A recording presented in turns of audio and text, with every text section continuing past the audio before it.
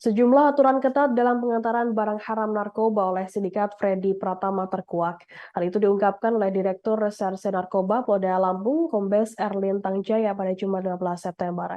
Erlin mengatakan kurir wajib memesan hotel di aplikasi yang ditentukan. Durasi menginap juga dibatasi maksimal 3 hari, setelah itu pindah ke hotel lainnya.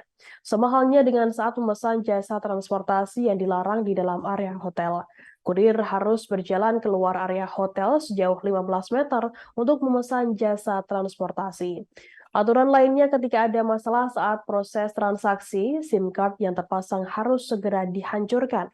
Setiap transaksi juga wajib dilakukan di luar hotel tempat menginap dan setiap tahapannya harus berkomunikasi dengan operator jaringan.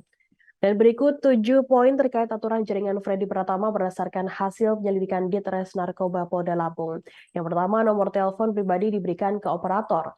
Yang kedua, berkoordinasi dengan operator untuk pemesanan hotel. Yang ketiga, penggunaan telepon lebih dari satu. Yang keempat, batas menginap maksimal 3 hari. Yang kelima, operator mengirimkan identitas palsu 3 hingga 4 buah.